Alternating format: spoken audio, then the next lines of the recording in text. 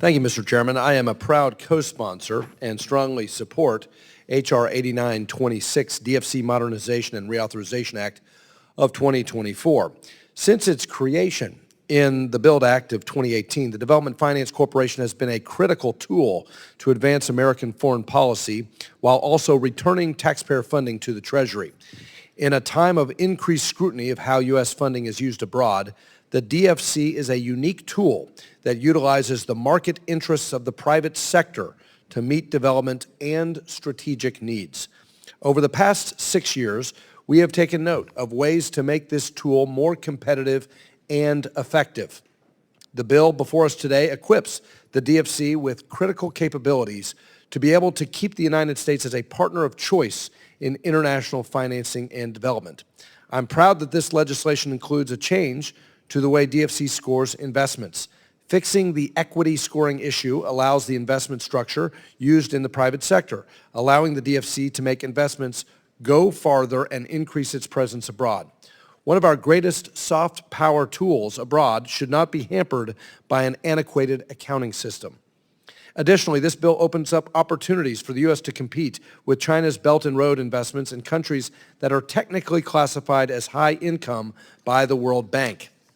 Thanks to changes in the chairman's bill, a strategically important country like Panama is now eligible for the high-income country waiver. I traveled to Panama, Mr. Chairman, and I saw that this is a strategic country where China has major investments on both sides of the canal, a strategically critical canal for the United States and the West.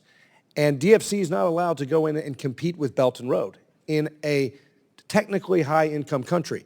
But as we all know, Panama has an impoverished population as well. There's no reason from a development standpoint, there's no reason from a strategic standpoint that DFC should be arbitrarily excluded from making investments in Panama and displacing China Belt and Road.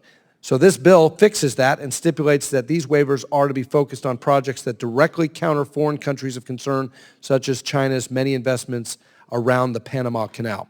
The Development Finance Corporation is unique in the way that it pulls in the private sector to support commercially viable projects while also advancing U.S. foreign policy goals. This is not a blank check from the American people, but a way that the United States is leveraging our unmatched capital markets and trusted relationships with allies to offer a real alternative to China's debt trap diplomacy. Our ace in the hole in the strategic competition with the People's Republic of China is that China is a communist country.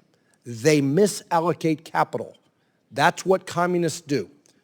We are capitalists.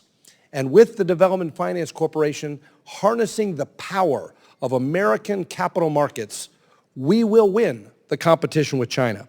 I'm grateful to the chairman and the ranking member for bringing this important bipartisan measure before the committee today, and I yield back.